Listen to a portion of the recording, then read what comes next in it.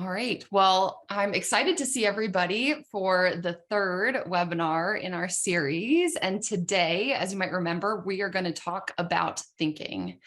And this is just a quick overview of what we're going to cover today. So we'll start with a quick recap of what we talked about last week. I know many of us were here, but we'll just sort of hit the highlights like we did last time. And then we'll dive into thinking, and we'll talk specifically about the cognitive triangle, how it's related to the way we feel and the way we behave.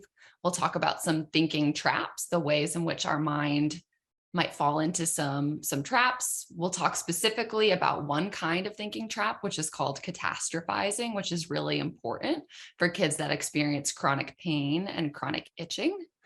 And we'll talk about some thinking related coping skills. So just as a quick recap from last time we were talking about stress management and talking about what is stress. We think of stress as an event or an experience that expends the resources of a person. And we talked about it kind of like a piggy bank that has tokens in it. And that when we have stress, that stress takes tokens out of our piggy bank. And so it could be that we have so many things that are stressful in our world that we are out of tokens. And so the goal is to minimize the number of tokens that get taken out when we have stressful things happen, and therefore kind of reduce the impact of stress on our resources or our piggy bank. And we know that living with a chronic disease is an ongoing stressor. Parenting a child with a chronic disease is an ongoing stressor. So it's constantly taking tokens out. And so we're trying to think about ways to preserve the tokens that we have in there or add to them. And we talked about stress in the parent-child relationship and acknowledging that this is a two-way street, in that the way that a parent feels influences the way and the experience of the child, and the child's experience then influences the parents, and it's a circle, and it happens over time. And it can be the other way too, that a child's experience then influences the way a parent feels, and it goes round and round. And we talked about that to highlight that it's important for kids to learn stress management, but also for parents too. And that especially for parents of younger kiddos that are infants and toddlers that can't learn a coping skill and practice it, it's even more important for parents to be practicing stress management. And so we talked about the foundation of stress management, kind of like adding tokens to our piggy bank. That way we have more. And we thought about that in the context of that mind-body connection we've been talking about. So to care for our mind, we have to care for our body, which means taking care of our bodies, treating illness symptoms, going to the doctor, making sure that we're eating and drinking in a balanced way, that we're sleeping in a balanced way, and also getting some physical activity throughout the day in a way that feels good to our bodies. And we talked about what happens when we don't do that, thinking about like being hangry, of missing lunch and then not feeling so good, or when you're sitting all day long at work and then you're not feeling so great at the end of the day. So we talked about how that can impact how we feel and our mood. And then we specifically talked about 4 different stress management skills, which target the biological aspects of stress and the psychological aspects of stress. And so the 2 skills we talked about for biological were diaphragmatic breathing, which we also called like belly breathing, if you remember that Elmo video, and then square breathing, and then progressive muscle relaxation, which we called PMR. And both of them do the same thing in that they're trying to trick our body to think that we're relaxed so that we can turn off that fight or flight response and therefore stop sending itch signals to the brain. And then the 2 strategies we talked about for the psychological aspects of stress were guided imagery. So trying to use our 5 senses to explore a certain part of our environment or to go somewhere else, to use our imagination to be able to direct our attention away from something that's more difficult or stressful. And mindfulness, similarly, just being in control of where we're giving our attention. So throughout the webinar series, we've been using this picture as a framework of what we're talking about. And so we've talked about pruritus as this process that happens in the body. And one of the things that happens after that is we experience itch, which is the sensation in our skin. And that then leads us to scratch, which is the behavior. And we've talked about that there are these biological, psychological, and behavioral parts that influence the impact of pruritus on itch and itch on scratching. And so we've been working on learning different things that can help with this. And we've talked about it kind of like a light switch, in that it's not the on-off switch, but it's making the itch brighter or dimmer. And we were trying to learn strategies to make it dimmer. And so last week with stress management, we were really focused on biological and psychological factors. And this week, we're going to focus on just the psychological factors, specifically thought patterns. So if you remember from the first series, we talked about the psychological factors that influence itch, which were our thought patterns, the way we think, our affect, which is like our emotions, our awareness to the present moment, which is what we call mindfulness, and stress. And so if you look at this list, we talked about stress last week. We did that. We talked about mindfulness last week in the context of stress. So we've done that. You can't change emotions, but we can change the way that we think. And that can influence this. And so that's where we're going to start. And so as we start to talk about thinking, it's also important for us to consider child development and how children learn to think and where they are in terms of their thinking. So there was a psychologist named John Piaget who has this theory about the way that kids learn to think over time. And this picture just kind of represents that. But what we know is that younger kids under the age of 7 have their attention in terms of where their brain is developing is really focused on learning about their environment. They're learning about different parts of their environment, and they're using their senses to explore that. They're starting to understand that they're separate from other people. They're starting to understand that their thoughts are not everybody else's thoughts. Whereas the older children that are 7 and up are starting to develop more advanced thinking skills. So they're starting to think about being able to take another person's perspective. And at the teenager level are able to think more abstractly or reason or sort of notice certain patterns in the way that we think. And so today we're going to talk about thinking skills. And so they're really going to be more appropriate for older kids and teenagers and for you as caregivers. And so if you have a younger child, this will be something that's great to save for when they get older, or to use for yourself as well. But that's something just to keep in mind. So this is really who this will be most helpful for, is these older kids. And so as we're talking about thinking, we're coming to this with the idea that changing our thoughts or changing our relationship to our thoughts might help us turn down the itch sensation. And I'm going to explain more about what I mean in terms of changing our relationship to our thoughts. But as you might remember from the first webinar, we talked about 2 specific thought patterns that were related to the itch experience.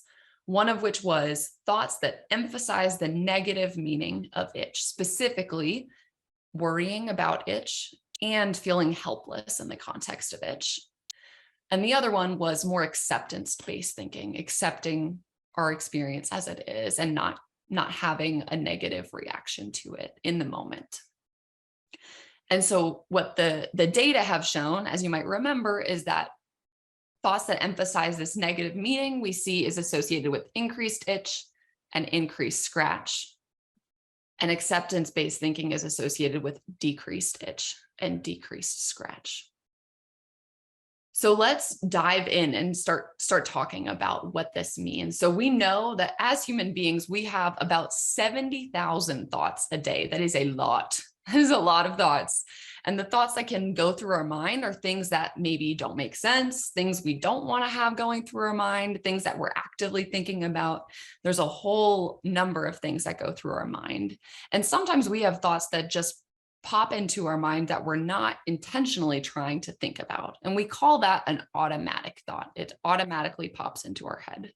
And these automatic thoughts can be positive, they can be neutral, and they can also be negative. And we know that having a lot of negative automatic thoughts can be really distressing.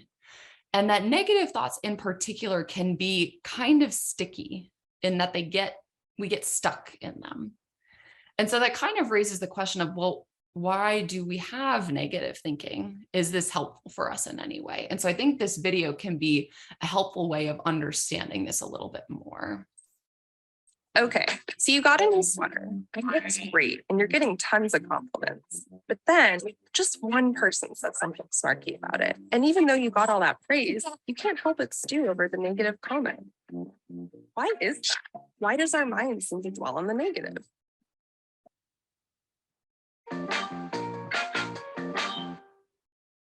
A lot of my research focuses on how people will tend to get stuck in particular ways of thinking and what enables them to get unstuck. Allison Ledgerwood is a psychology professor at UC Davis. I get to study how humans think and how we could maybe think better. We all know the expression about seeing a glass as half full or half empty. It isn't just what you see, but how you see it. And the way you describe that glass to people can really change how they feel about it. Allison wanted to know what happens when you try to switch your way of thinking from the positive frame to the negative frame, or vice versa. Her research team brought two groups of people into the lab and told them about a new surgical procedure. Group 1 was told that the procedure has a 70% success rate. For Group 2, they framed it as a 30% failure rate. It's the same exact procedure and they're giving you the exact same information, but one doctor is focusing on the part of the glass that's full and the other doctor is focusing on the part of the glass that's empty. So, no surprise, people like the procedure when it's described in positive terms, and they don't like it when you focus on the failure rate. But then, the researchers pointed it out to the first group that you could also think of the procedure as failing 30% of the time. Suddenly, people didn't like it anymore. And when they tried a similar thing with Group 2, pointing out that the procedure had a 70% success rate, people didn't change their mind. And over again in studies like that, we find that people seem to get stuck in the negative way of thinking about it. And it's hard for them to flip and focus on the positive. So once you frame something negatively, it really sticks. It makes sense from an evolutionary or functional perspective that our minds are built to look for negative information in the environment and to hold on to it once we find it. Imagine your prehistoric ancestors. You don't want to forget that there might be a predator lurking around. In many situations, we want our minds to be grabbed by the negative information so that we can fix problems when they're there. But then there are other situations where we want to get over some small imperfection or a bit of bad news when it's not helpful to fixate on the negative. What do we do then? What I really take away from this research for my own life is that it's difficult to see the upside and that it takes work, literally, that we have to put effort into looking at the bright side of things, that we can't assume that our mind is just going to do that automatically, and that it's very easy to just keep tilting back towards the negatives. And this is something you can counteract with practice, like spending a few minutes each day thinking about the things you're grateful for.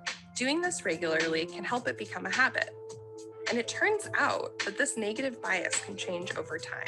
Remember when you were younger and any bad experience felt like the end of the world? So this kind of pervasive negativity bias starts to diminish. And so in our research, we find that the stickiness of a negative frame seems to disappear entirely by the time people are in their 70s.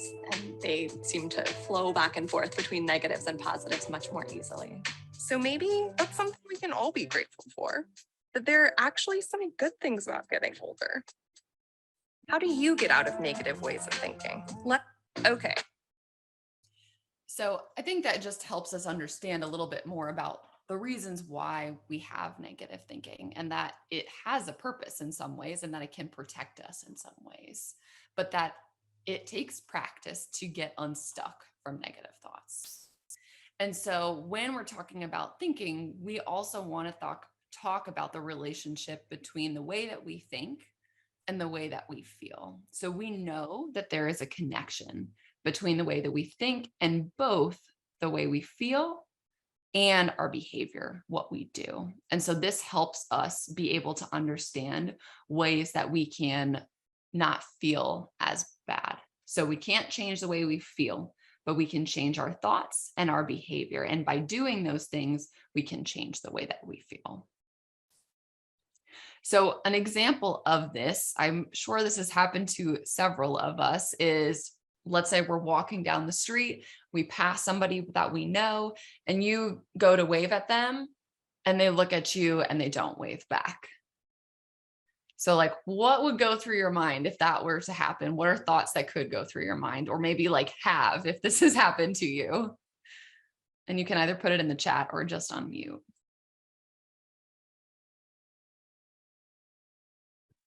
I mean, I would think that I've done something wrong. Right. That might be one thing that many of us would think is like, oh gosh, did I do something wrong? They didn't wave back at me. What else could go through your mind?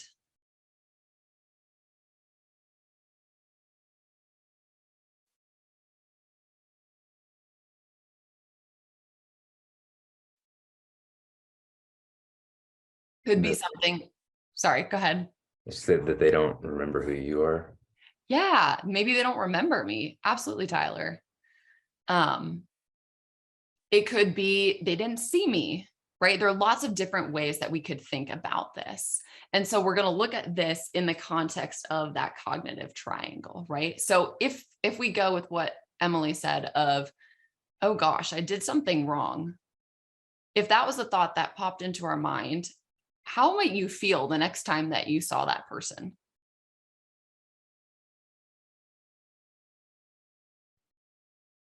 I feel nervous or anxious.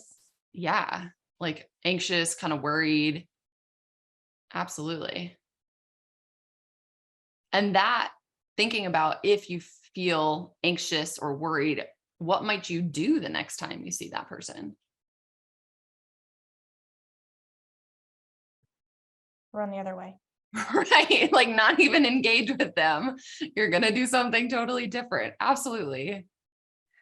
What if we had the thought that they were busy or they were like distracted and they didn't see you? If we had that thought, how do we think we would feel the next time we saw them? Yeah, we might be like, hello.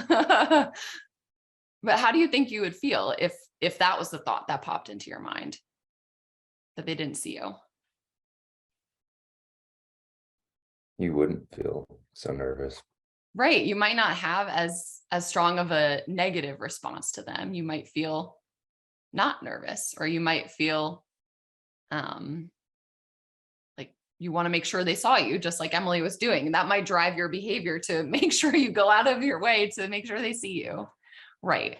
And so I think this example illustrates that the way that we think influences the way that we feel. And that also influences how we respond. And so when we think about this, it's important to acknowledge, as we did, that having some of these negative ways of thinking can be protective. It has a purpose from an evolutionary standpoint, right? There's a reason that we have it. And in some ways it can be protective. Kind of thinking about worst case scenario prevents us from getting hurt or from having to experience negative things. But it's also important to acknowledge that expecting the worst can be exhausting and can keep us from doing things that are important. And so it's important to acknowledge both of those things. And so we'll talk about specifically thinking traps, which are ways in which our thoughts are not giving us all of the information, or they're kind of biasing the information that we're getting. So when I think about thinking traps, I think about it kind of like this pair of glasses on the screen, in that our mind is adding something to what is not there, and it's shaping how we're thinking about our environment or our experience.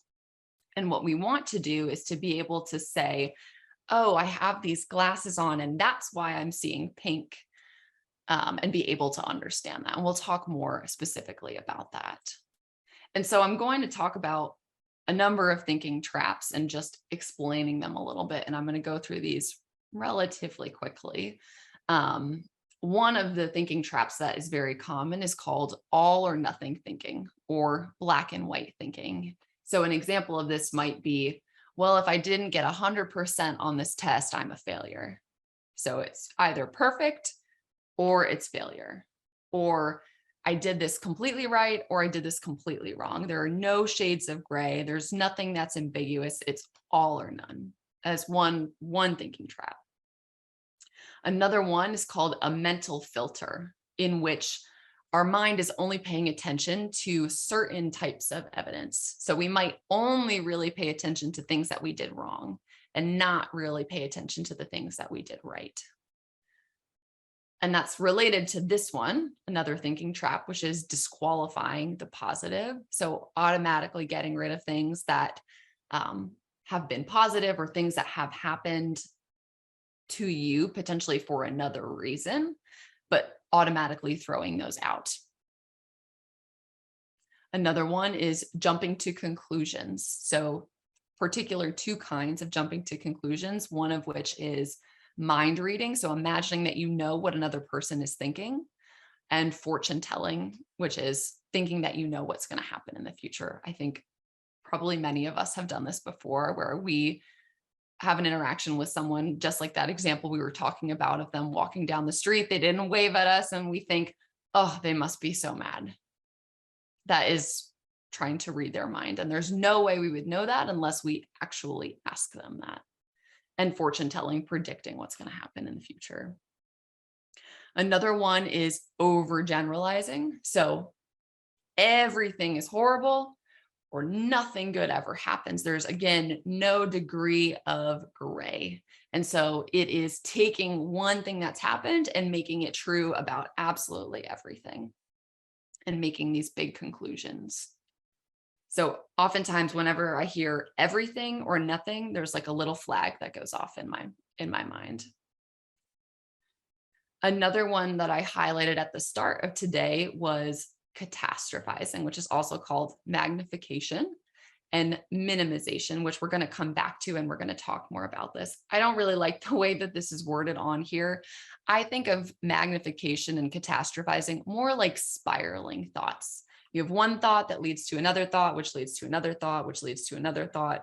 So it's an example of that could be, I missed 3 questions on my math test. So that means I got a C on my math test. Oh my gosh, if I got a C on my math test, well, that means that I'm going to get a C in my math class. And then if I get a C in my math class, that means my GPA is going to drop. And then if my GPA is going to drop, then I'm not going to get into college. It spirals down from one thing to the next. That's what catastrophizing is. And minimizing, on the other hand, is just shrinking something to make it seem less important.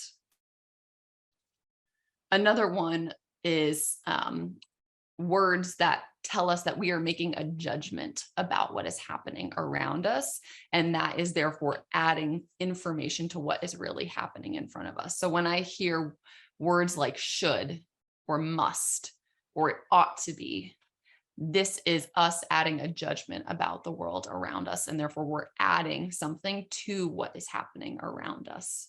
And so putting that in can make us feel guilty or make us feel other negative emotions. So that is one way that our glasses might be distorting sort of what we're seeing. And then the last one we'll talk about is personalization, which is blaming yourself or taking responsibility for something that was not your fault, that there are other factors that are contributing to an outcome, and kind of discounting those other factors and taking on more of the blame than might actually be the case.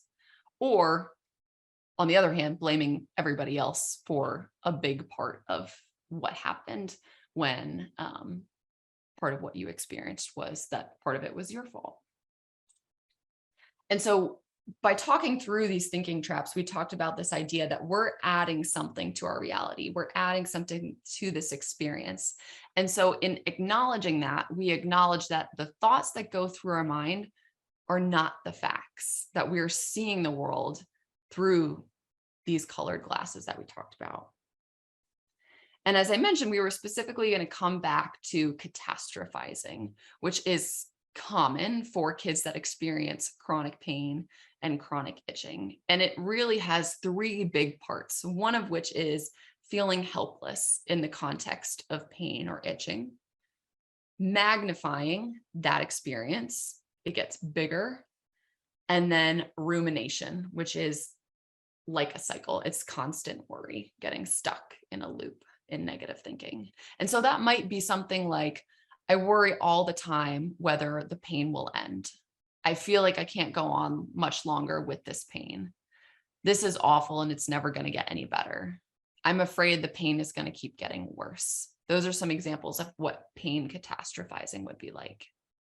And what we notice is that as we talked about the thoughts that emphasize the negative part of itch, helplessness, and the worry are right here. And so catastrophizing, and specifically catastrophizing related to itch, is something that increases that itch sensation. And as we've talked about, given the shared neural pathway between pain and itch, what we know about pain might also be helpful for kids that experience chronic itch. And we know that kids that experience chronic pain, when they have pain catastrophizing, they have greater pain, so greater pain intensity, greater pain frequency. We know that they have more impairment in terms of what they're able to do. So going to school is disrupted, sleeping is disrupted, being able to move around is disrupted. And then they also have worse quality of life as well. And it kind of raises the question of, do kids with chronic itch also have catastrophizing specific to itch? So could we have something like itch catastrophizing? And people are only just starting to study this. So they have just relatively recently published a measure that measures itch catastrophizing. And so it includes things like the itch will never stop. There's nothing that I can do about the itch. So there's the helpless. I will scratch myself until I look horrible. This itch will get worse and worse and worse. There's the magnification. I cannot stand the itch. There's the helpless again. So this is a new area of research. And we don't yet have data on how this impacts outcomes. I would guess it would be similar to what we know from kids with chronic pain, in that this does probably impact functioning and quality of life. And it has been shown to be associated with increased itch sensation. And so the question then is, how do we cope with having negative thoughts related to itch? And there are two large evidence-based treatment approaches that have been shown to be helpful. One is called cognitive behavioral therapy, which we call CBT. And the other is called acceptance and commitment therapy, which you would think would be called ACT. It's not, it's ACT. So it's CBT and ACT. And so what are they? CBT is looking to change the thoughts that we have. So in the context of this cognitive triangle, we're changing our thoughts, which then allows our feelings to change, and we're allowing our behaviors to change. And that, as we just said, allows feelings and behaviors to change and reduces itch sensation. But oftentimes for kids that have a chronic disease, sometimes the thoughts that go through our mind are true. And it doesn't make sense to change the thoughts because that is the reality. And so that kind of raises the question, well, what do you do then if you can't change the thoughts? And that is often where we use ACT. And ACT is accepting the thoughts that go through our mind and distancing ourselves from the thoughts and continuing to engage in activities that are important to us. And again, by doing that, we're then allowing our feelings to change and allowing our behaviors to change and reducing that itch sensation. And a key part of ACT is this idea of cognitive fusion, which is a fancy way of saying that the self, so who we are as a person, and what goes through our mind, the thoughts are fused. We sort of see them as one. We struggle to separate ourselves from our thoughts. And then our thoughts become our reality. And it feels, by having that happen, we then feel removed from reality. And it gets very hard to pay attention to things that are outside of our head. And what we strive to do in ACT, with an ACT framework, is to do cognitive diffusion. So being able to separate ourselves from our thoughts, to take a step back from our mind, and to be able to observe our thoughts without getting caught up in them or getting lost in them. And so whether we're using CBT or if we're using ACT, the first thing that we want to do is to notice our thoughts, which is mindfulness, the skill that we've been talking about.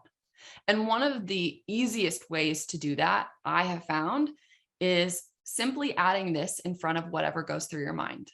I am having the thought that that person is mad at me because they didn't wave at me. I'm having the thought that I'm worried for my presentation at work tomorrow. You can also say the thought, whatever is going through my mind right now. Or you can simply describe what's going through your mind. These are thoughts. These are worries. I am daydreaming. Being able to describe what's happening allows you to have distance between the thoughts going through your mind and yourself. And that is the goal, to be able to distance yourself and notice the thoughts going through your mind so that we can either change them or accept them. Those are the two different ways in which we would respond. And I think this video is a really helpful way of thinking about this. So if you've ever been to a restaurant that has like a sushi train, this is a helpful analogy. Or if not, it's still helpful, I think. So imagine that you're sitting in front of a sushi train at one of those Japanese restaurants, and there are all these dishes going past on the train. And in the center, there is the chef creating all of these dishes. The chef is like your mind, and the dishes are like all of those thoughts, ideas, memories that keep cropping up, coming and going all day long. Some of the dishes on that sushi train may be very appealing. Some of the stuff on that sushi train may be unappealing. And some of it may be neutral and take it or leave it. And it's much the same with our thoughts, memories, ideas that pop up throughout the day. Some of them are very pleasant. We really like them. We want to hold on to them. Some of them are very unpleasant and we just want to turn away from them, get rid of them. And a lot of them are kind of neutral. They're neither positive nor negative. So all day long, the sushi chef of our mind is creating all these different dishes. And the train keeps carrying them round and round. These thoughts keep cropping up throughout the day. Now we can learn to step back and watch our thoughts coming and going in much the same way that we can step back and watch that sushi train. An unpleasant dish pops up on the train. We don't have to turn away in disgust and horror. A pleasant dish comes by. We don't have to reach over and grab it and stuff it down our mouth. We can do the same with our own thoughts. We can step back with an attitude of openness and curiosity and watch them come and stay and go in their own good time. So I think that's a helpful way of just giving us context or an example for ways in which we might think about our thoughts. Another way that I often explain it is thinking about like clouds passing in the sky, is watching your thoughts go by and just starting to notice them and observe them. So as we talked about, that is the first step, is noticing the thoughts that go through our mind. And that can be really challenging to notice what is going through our mind, especially if this is new. Once we're able to do that, we can start to use some specific coping skills or skills that allow us to either change our thoughts or accept and distance ourselves from those thoughts. So we'll start with the first one, which is a CBT skill, which for kids, I often call being a detective and sort of helping them think about what happened. And so the first part of being a detective is, this is one way of doing it, just figuring out the facts of what happened. So helping your child identify the situation that we might be talking about. If there is a negative thought that's going through their mind, is who was there, what happened, when was it, just getting lots of specific details. And then helping your child understand what kinds of feelings were going through their mind. And really separating that from the thoughts that were going through their mind. And rating the intensity of their emotion can be helpful, but not not necessary. So for example, if we're using that idea of like, I missed 3 questions on my math test and now I'm going to get a C and now I'm never going to get into college, we might start with talking about all of the specifics about what happened related to missing 3 questions on a test, helping them understand their feelings. So I feel disappointed, maybe I feel worried, and then the thoughts that were going through their mind. I got a C on my math test, I'm such a failure, could be one. And once we're able to identify some of the facts, the next part is spotting the thinking trap. So we just talked about a number of thinking traps, and this is all of them sort of put together. There's a couple additional ones in here, but going through and saying, okay, where are their thinking traps? Where are there ways in which my thoughts might not be telling me the full truth of what's happening, or it's adding something to the reality? And then working with your child to be able to identify information or clues that disprove that thought that goes through their mind, helping them shift their attention to pieces of information that might go against their thought. Because part of what we're talking about is that this negative thought is really focused on negative pieces of information, and it might be missing other positive things. So something that might be a clue to disprove this thought of, I got a C, so I'm a failure, is, wow, have you failed at everything in life? Are you the captain of the baseball team? Oh, that's a clue that you're not a failure. What else could we add here? You got an A and a B on your last 2 tests. That shows that you're not a failure. You're just aggregating a bunch of clues that help them understand that this is not the reality and they're in a thinking trap.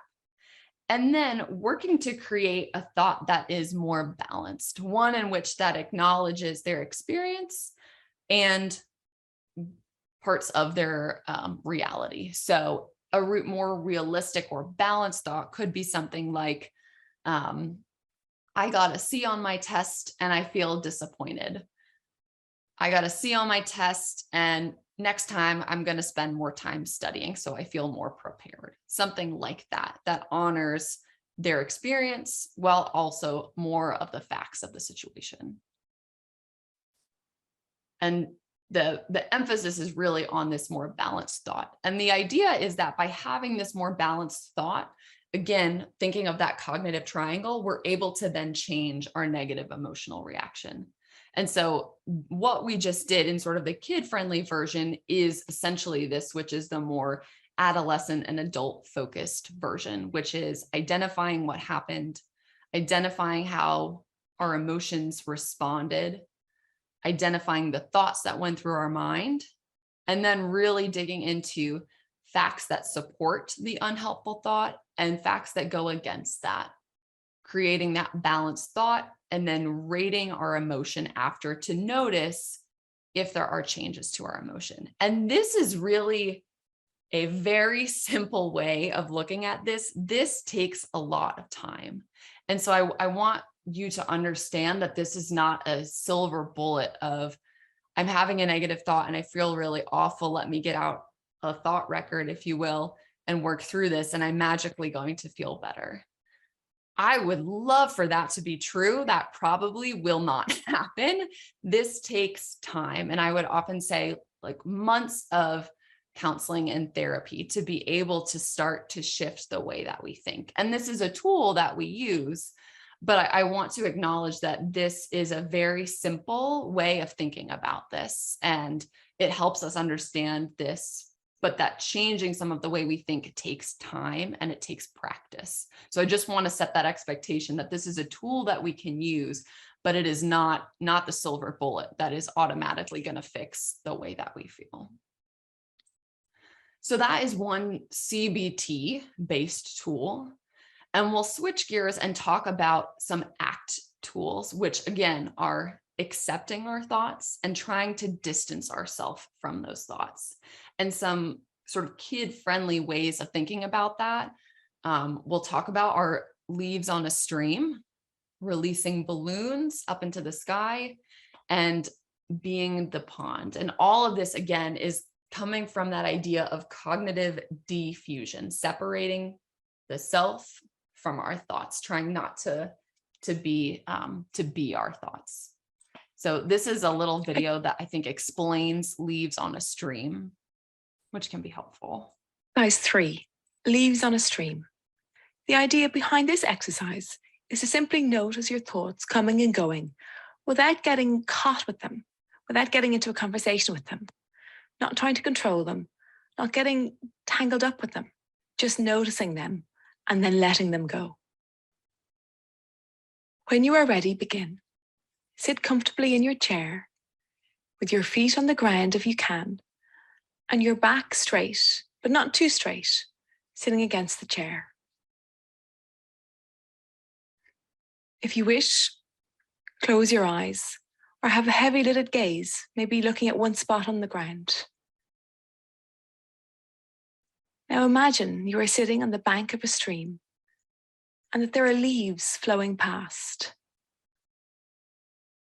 The stream and the leaves can look any way you like to imagine. Notice a thought that comes into your mind and imagine placing it on a leaf and letting it flow on. Notice each thought. Imagine placing it on a leaf and let it float on. If your mind begins to wander, just notice that. And return your focus to noticing the thoughts that come to mind. And imagine putting them on a leaf and let them float on. If your thoughts stop, just imagine watching the stream until the next one comes along.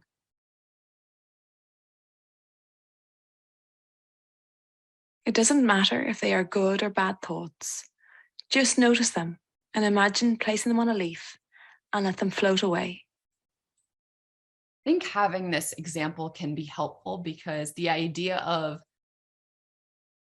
distancing ourselves from thoughts and letting them go is very abstract. And sometimes having an example like this is a little bit easier, particularly for kids, but also for us as adults. It's pretty abstract.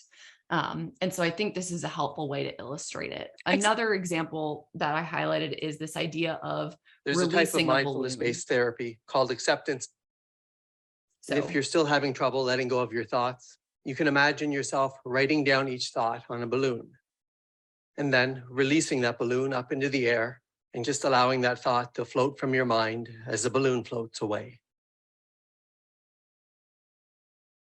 Now, sometimes And the last example that I think can be helpful for kids, especially to understand, is this idea of being the pond, that we have lots of thoughts and feelings that can exist within the pond, and that we are not any one fish in the pond. So this video will, I think, walk us through that.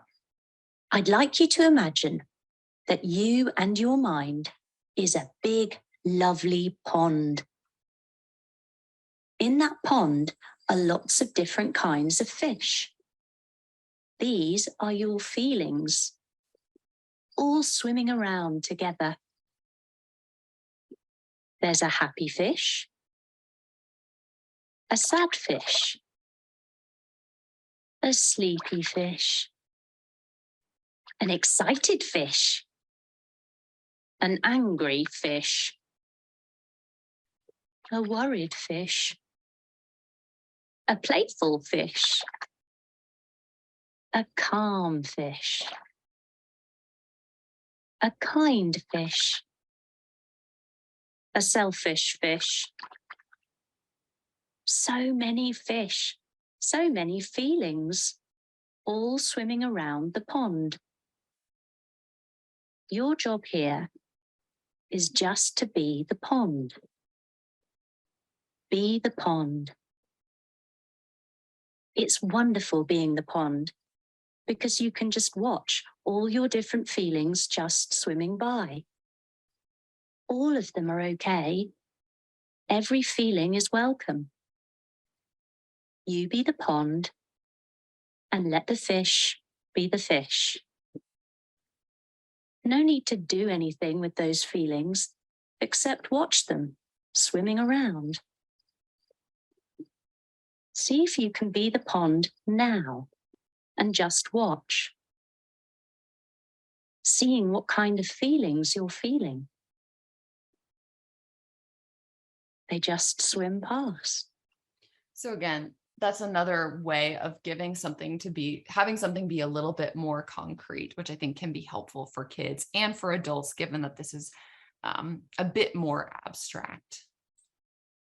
And so all of those are really trying to allow us to distance ourselves from our thought by using the idea of putting it on a leaf and letting it flow down the stream, or tying it to a balloon and letting it float away.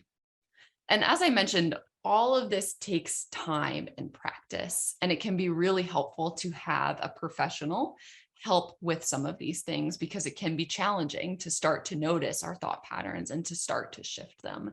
So I think it's helpful for us to have an understanding of our thinking, as well as some tools to be able to help with trying to shift some of our thinking.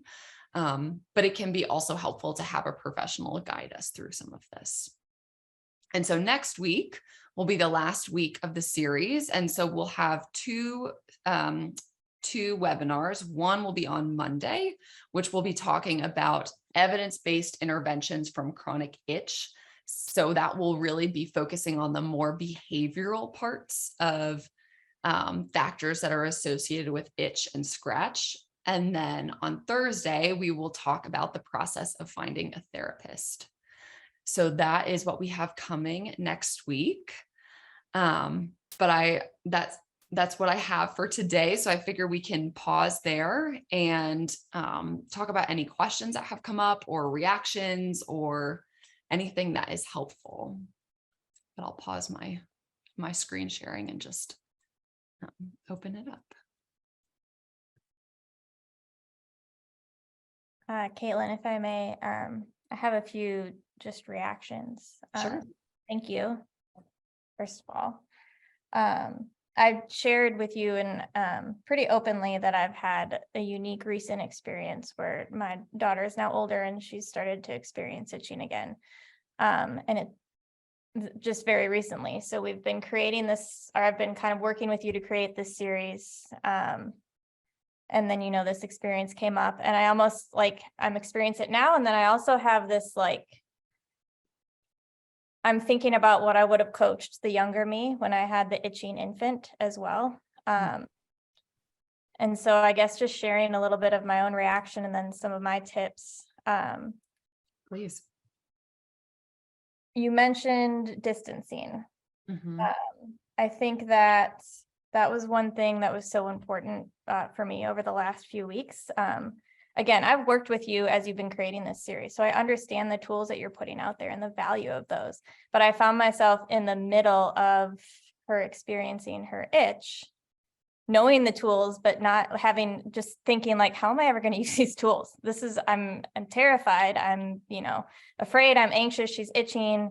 My heart rate's up, I couldn't get to that space of, I just couldn't get to that more therapeutic space. And so I had to step away.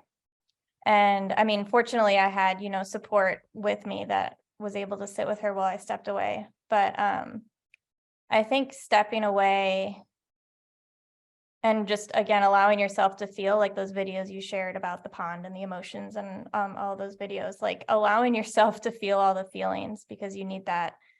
But you have to be distant to do it, because it's just too traumatizing to do it in the moment. Mm-hmm. And then only then was I able to get to the point of okay, so what's Caitlin been telling me? What has she been putting together? How can I, put this into practice? And it wasn't easy. I appreciate you kind of validating, it's not easy. It takes practice to do these things, but it is possible and it is helpful. So if I could give just one piece of advice, for those who are just starting the practice, just taking that moment to step away and experience these things, as you just so mentioned. And then allowing yourself to take a deep breath and say, okay, maybe there's just one thing I can do when I go back. For me, it was controlling my reaction. Watching her itch was stressful to me. Mm-hmm. But when I went back into her room and was able to just say, okay, well, she's itching, and I took a deep breath and my heart rate was slowed, the entire experience just felt more manageable. Yeah. Thank you so much for sharing that. I think it's so helpful to hear your experience as a parent, and I'm sorry that it's been more stressful for you more recently.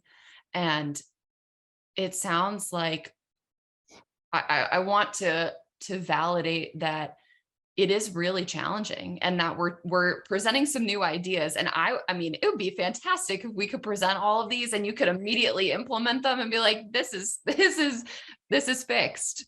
And I think it's going to, as we've talked about, take time. But what I'm hearing you say is that it sounds like in the moment you were able to acknowledge this is exactly what we're talking about. I'm noticing that I feel stressed. I'm noticing that I'm having a reaction to watching my daughter scratch. I'm noticing that my heart rate is going up. And that is actually using some of the skills we have been talking about. It sounds like you were very mindful in the moment of what your internal experience was. And I think I would love to hear your perspective on whether you think the former version of you would have noticed that or not. But it sounds like you were able to notice that. You might have preferred to have implemented a number of these skills in the moment, and that would have blown my mind if you could have done that the first time. But I think it's really, I think that's the first step, is noticing that I'm having a reaction. I'm noticing what's going through my mind. And as we've talked about, having the awareness allows us to be able to then understand and then to be able to change. So it sounds like you were using some of the skills we've been talking about, and that allowed you to, as you said, take some deep breaths. So maybe you didn't do diaphragmatic breathing, but you were able to slow your breath down and use some of those stress management skills. So I think that I would be curious about whether the former you was able to respond in the way that you've done more recently. Oh, well, my immediate response is no. The 26-year-old Emily who had the infant child who was still just grieving kind of the diagnosis. No. But I would like to tell myself, essentially telling anybody who's kind of in that phase, and the current self, I guess, that it is, I don't know, those are like acknowledging there's not much we can change. As you're saying, right? We can't change the biology. We can't change the fact that she's itching. Hang on, I totally lost my train of thought. I had something better to say. Stand by. Oh, no, it's just you feel suffocated by the gravity of the diagnosis, for one. You feel suffocated by the fact that you can't actually do anything. Suffocated by the fact that you haven't slept in days or weeks or months, and your child hasn't slept. And so those are really hard things to get through. I think, I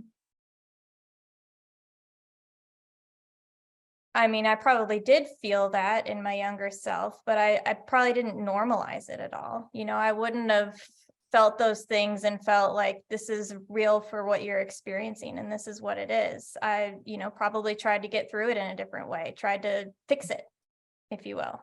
I think the simple fact of acknowledging it is so important, because then you can acknowledge, kind of as you say, like, okay, this is an appropriate reaction to what's happening, and I need to feel all these things, and I am feeling all of these things. What is an appropriate way that I can get through this? I'm not going to fix it. Maybe eventually there's some fixes. But yeah, no, the younger 10 years ago, Emily probably didn't acknowledge those feelings in the same way that I can now. Mm-hmm.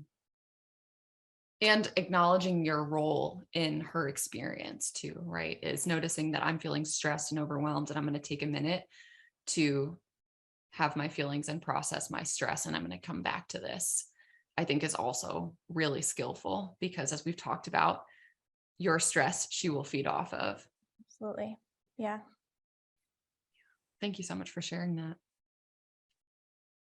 I have a question. I think it's really interesting. You brought up the point about switching frames, and how when you say, when you're speaking of, the 70% success rate versus a 30% failure rate. And it's funny because I'm actually reading a book right now related to like Teaching of Don Juan with Carlos Castaneda. And he brings up this point And he used the analogy of when you say to someone, don't forget the keys, as opposed to remember the keys. Mhm. Reframing can, I guess, function in a form of empowerment. And so Yes. I guess from the perspective of someone who isn't a patient myself, but is supporting or wants to be there for someone, and not wanting to use phrases like, this will pass, because that's negating their experience. Are there alternatives, as someone who's a little separated that someone could use to empower someone who is managing stress? Mhm. Sure. I think that you're highlighting something that's very important, that language does play such a big role in our experience. And I think that ties so nicely to what we've talked about, is that the words that go through our mind or the words we say out loud directly influence how we feel. And that can be one way to support caregivers, is to use our language to empower them. And the same for patients directly. And I think there is lots of data to show that impact that we call a positive psychology, empowering and more strengths-based approach can be really helpful in helping and reducing stress. Do you have I guess this might be asking too much, but do you happen to have concrete examples of what that would look like from a person trying to empower someone dealing with stress, or things you could say? Sorry, I misunderstood your question. Sure. Ways to empower someone that is feeling stressed. Yeah. One example could be is, of course you feel stressed. It makes a lot of sense you feel stressed. You have a child with a chronic disease. You're watching someone you love continuously scratch to the point that they are not able to sleep, and you're not able to sleep. So no wonder you're stressed. This is a lot for anyone to handle. And what I know about you is that you get through hard things. You've gotten through hard things in the past, and you will continue to get through hard things. And so in that way, I'm validating their experience while connecting it to what I know about them, that they have gone. I could personalize it if I knew that person more and some of the challenges they've been through, but drawing on their strengths and saying, you've been able to get through things in the past, and I know that you will be able to get through hard things like this. You might also connect them to social support or offer, are there ways in which I can support you? I think having a partner, being able to share some of the load is helpful. But that's one example. Is that sort of what you were thinking, Melissa? Okay. Yeah, thank you. Mm-hmm.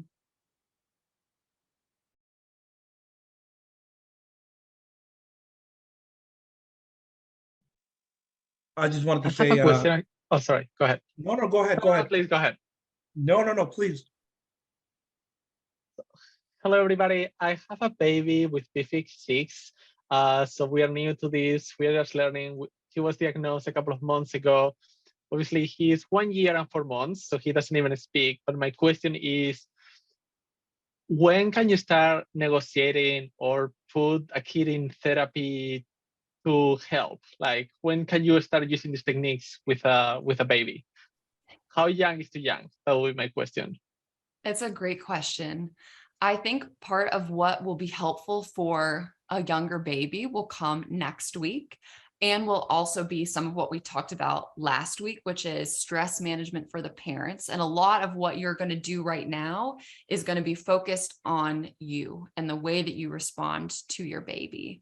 This stuff will be more relevant for your baby once they are 7, 8, 9. So a little bit of ways away. Right now, your baby is processing all the information in their environment, and they are not able to think about the way that they're thinking and learn a coping skill and implement it. And so it falls more on you as the parent to be able to manage stress, to be able to respond to them in different ways. And what we'll talk about next week is you as the parent are able to shift and shape some of the behavior, because you can positively reinforce behaviors you want to continue, and you can not give attention to and try to shift behavior away from things that we don't want to continue. And we're going to talk more about that next week. But I would say for this specific set of skills that are more thinking based, it would be more 7, 8, 9 around then. Great question. Thank you. Thank you for joining today. Of course. And I will join next week for sure. Great. We're excited to have you. Yeah, I just want to say thank you for your presentation today. Very solid. And just piggyback on what you just said there, from our experience, 100% that when our child was so young, and it started with us on how we were going to attend to him, how we were going to talk to him, what we were going to do. So from experience, I would say that 100% that's been very helpful. And then by example, that kind of ends up trickling in and impacting them. I wanted to say that I really appreciate your thinking traps. It is so cool to see that, because to really identify that, I can probably see how that would have been a little bit more helpful even in the past, even though we probably did do some of those. But to be able to identify it, it's a really good starting point to know, hey, what am I supposed to be focusing on, or how should I be changing that, right? And I also wanted to point out that one comment you made in your slide there about that it takes time and practice. I have to say that's so true, right? Because you can't go to the gym one day and expect to be buff and have a six-pack. Like you have to work it. And I think I'm speaking to myself on this, but as an encouragement to everybody else, that we do need to practice it. And then one day you arrive and you feel like, oh, wow, it is working. So I guess I'm just saying, give it a chance. I think that's beautifully said, Walter. I think that's exactly right. And I think it connects to that analogy we talked about last time too, of like getting ready to run a marathon, right? It's that exact point of we have to build those muscles to be able to run 26.2 miles. And going out tomorrow to run a 26.2 mile run, I don't know about you, but it's not going to go well for me. And so it does take time. And I think to your point, the idea of, and I think it connects to what Emily said, the first part is noticing it, right? Is being able to say, oh, that is a thinking trap that I fall into. That one is mine. Like that is something I do. And being able to notice it in the moment as it's happening and saying, oh, there is a judgment, or, oh, I'm discounting the positive. That is the first step. And it will take time to be able to then shift it, but it is the first step. And I think if you're able to do that, that's fantastic. I think that is a great first goal, is to be able to start to notice patterns in your own thinking and to catch it as it's happening. So thank you for bringing clarity to that. That was well done, and it's very helpful. Thank you. Thank you so much for sharing. I really appreciate that. And I appreciate all the cameras being on too. It makes it much more personable.